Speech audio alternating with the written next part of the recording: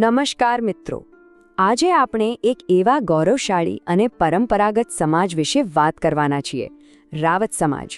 આ માત્ર કોઈ અટક નથી, પણ એક ઐતિહાસિક સફર છે. પ્રાચીન સમયના બહાદુર યોદ્ધાઓથી લઈને આજના આધુનિક પ્રોફેશનલ્સ સુધીની તેમની સફર ખરેખર ખૂબ જ રસપ્રદ છે.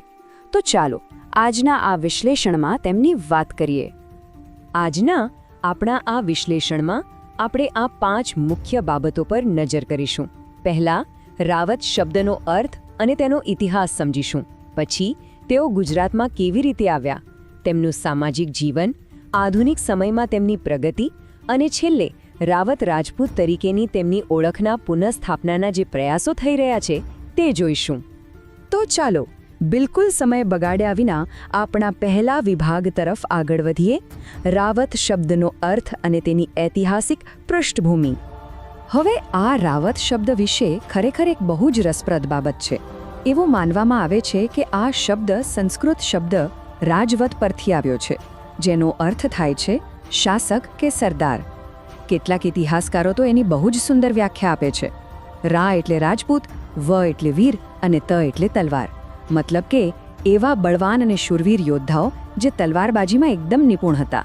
એટલે જ તો પ્રાચીન સમયમાં રાજ્યની સુરક્ષા માટે આ કોઈ સામાન્ય અટક નહોતી, પણ એક બહુ મોટો સન્માનજનક દરજ્જો હતો. તમને જાણીને નવાઈ લાગશે કે આ પદવી કેટલી ગૌરવપૂર્ણ હતી. ઇતિહાસમાં એક નોંધ છે કે રાવતની પદવી એવા જ પરાક્રમી યોદ્ધાને મળતી જે યુદ્ધના મેદાનમાં એકલે હાથે 10 હાથીઓની સેનાનો સામનો કરી શકે. વિચારો, કેટલી તાકાત અને અદમ્ય સાહસ હશે એમનામાં. આ માત્ર એક નામ નહોતું, પણ અસાધારણ યુદ્ધ કૌશલ્યનું સાક્ષાત પ્રમાણ હતું. હવે આપણે જોઈ શકીએ છીએ તેમ ઐતિહાસિક રીતે આ શૂરવીરો ઉત્તર ભારત, ખાસ કરીને રાજસ્થાન અને મેવાડના વિસ્તારોમાં મોટા પ્રમાણમાં ફેલાયેલા હતા. ગુજરાતમાં આવતા પહેલા આ સમુદાયે રાજપૂતાનાના અલગ અલગ રાજઘરાનાઓમાં મુખ્ય સેનાનાયક તરીકે સેવા આપી હતી. અને હા, પોતાની આ જ બહાદુરીના કારણે તેઓ રાવત તરીકે પ્રખ્યાત થયા. ઐતિહાસિક પૃષ્ઠભૂમિ તો આપણે સમજી લીધી. હવે આપણા બીજા વિભાગ તરફ વળીએ. ઉત્તર ભારતના આ શૂરવીરો ગુજરાતમાં કઈ રીતે આવ્યા અને અહીં કેવી રીતે વસ્યા. વર્ષો પહેલા જ્યારે રાજકીય સંજોગો બદલાયા, ત્યારે સુરક્ષિત વસવાટ, ખેતી અને વેપાર માટે ઘણા રાવત પરિવારોએ ગુજરાત તરફ પ્રયાણ કર્યું. ખાસ કરીને ઉત્તર ગુજરાત, બનાસકાંઠા, સાબરકાંઠા, મહેસાણા, આપણું અમદાવાદ અને સૌરાષ્ટ્રના કેટલાક વિસ્તારોમાં તેમણે પોતાના મૂળિયા નાખ્યા. અને આજે પણ આ જ વિસ્તારોમાં તેઓ ખૂબ મોટા પ્રમાણમાં અને સન્માનભેર રહે છે. હવે જે લોકોના લોહીમાં જ રાજ્યની રક્ષા કરવાનું લખેલું હતું, એમણે ગુજરાતમાં આવીને ખેતી અને પશુપાલન અપનાવ્યું. પણ હા, એમણે પોતાનું કૌશલ્ય નહોતું છોડ્યું હો. પોતાના શૌર્યનો ઉપયોગ એમણે ગામની સરહદો અને લોકોની સુરક્ષા માટે ચાલુ જ રાખ્યો. આ બતાવે છે કે તેઓ સમય સાથે કેટલા જલ્દી અનુકૂળ થઈ ગયા. તો હવે વાત કરીએ તેમના સામાજિક જીવન અને ધાર્મિક પરંપરાઓની. કારણ કે આપણે જાણીએ છીએ તેમ કોઈ પણ સમાજનો ખરો આત્મા તો તેની સંસ્કૃતિ જ હોય છે. ધાર્મિક રીતે જોઈએ તો રાવત સમાજ હિન્દુ પરંપરાઓ સાથે બહુ ઊંડાણથી જોડાયેલો છે. ભગવાન શિવ અને શ્રી કૃષ્ણની તો તેઓ પૂજા કરે જ છે, પણ સાથે સાથે રામદેવ પીર, ખોડિયાર માતા અને પોતપોતાની કુળદેવીઓમાં તેમની અતૂટ શ્રદ્ધા હોય છે. ઘરમાં વડીલોનો આદર અને આ આધ્યાત્મિક વાતાવરણ જ તેમને અંદરથી મજબૂત બનાવે છે. અને તહેવારોની વાત આવે એટલે તો પૂછવું જ શું. નવરાત્રિમાં માતાજીની આરાધના અને ગરબા, દિવાળી, હોળી, જન્માષ્ટમી કે મહાશિવરાત્રિ, આ બધા જ તહેવારો તેઓ પૂરા ઉત્સાહથી ઉજવે છે.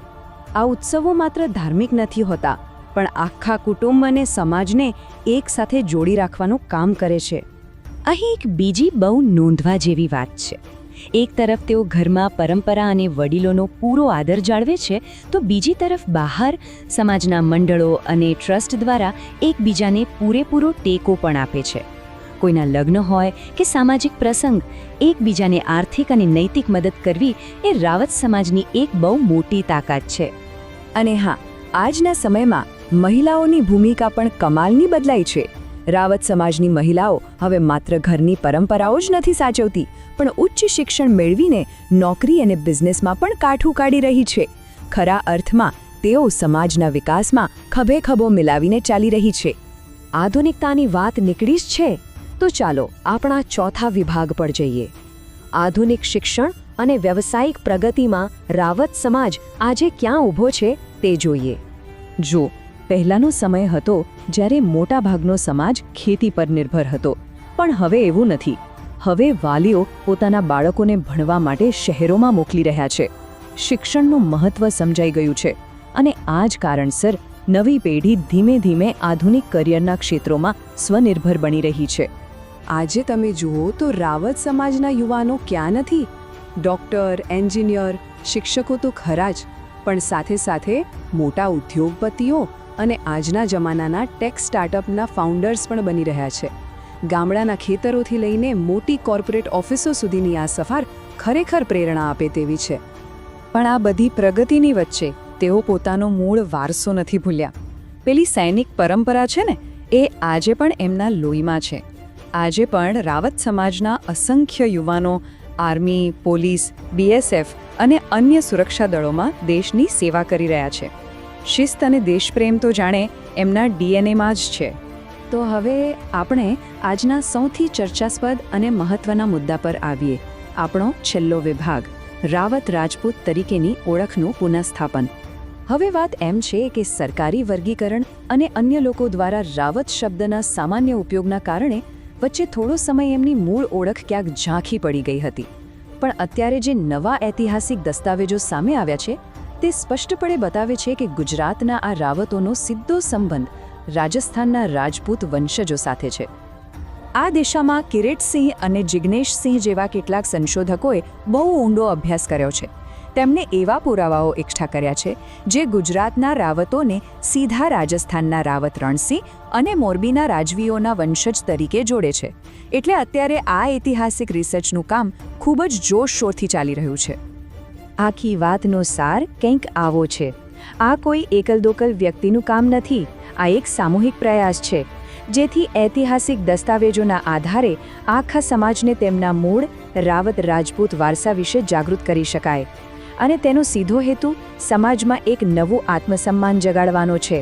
તો આ બધી વાતો પરથી આજના યુવાનો માટે શું શીખ છે? સમાજનું સ્પષ્ટ માનવું છે કે યુવા પેઢીએ શિક્ષણ પર પૂરેપૂરું ધ્યાન આપવું જોઈએ, સંસ્કૃતિ અને એકતા જાળવી રાખવી જોઈએ, કારણ કે આખરે તો તમારી મહેનત, શિસ્ત અને આત્મવિશ્વાસ જ તમારા ગૌરવશાળી વારસાને સાચી શ્રદ્ધાંજલિ છે. તો મિત્રો, આપણે આજના વિશ્લેષણના અંત તરફ આવી ગયા છે. આજે આપણે જોયું કે રાવત એ માત્ર એક અટક નથી, પણ બહાદુરી, સખત મહેનત અને સમૃદ્ધ સંસ્કૃતિનું જીવંત પ્રતીક છે. પ્રાચીન રણ મેદાનથી લઈને આજના મોડર્ન બિઝનેસ સુધી આ સમાજે દરેક પરિસ્થિતિમાં ટકી રહેવાની અને આગળ વધવાની ગજબની ક્ષમતા બતાવી છે. જતાં જતાં એક પ્રશ્ન તમારા માટે મૂકીને જાઉં છું. જ્યારે પણ કોઈ સમાજ પોતાના મૂળ ઐતિહાસિક વારસાને ફરીથી શોધે છે, ત્યારે આધુનિક દુનિયાના પડકારોનો સામનો કરવા માટે તે કઈ રીતે વધુ મજબૂત બને છે? વિચારજો ચોક્કસ. ભવ્ય ભૂતકાળનું જ્ઞાન શું ખરેખર ભવિષ્ય બદલી શકે? આ વિચાર સાથે જ આજની આપણી આ સફર અહીં જ પૂરી કરીએ છીએ. આશા છે કે આ માહિતી તમને ચોક્કસ ગમી હશે. અમારી સાથે જોડાવા બદલ આપ સૌનો ખૂબ ખૂબ આભાર.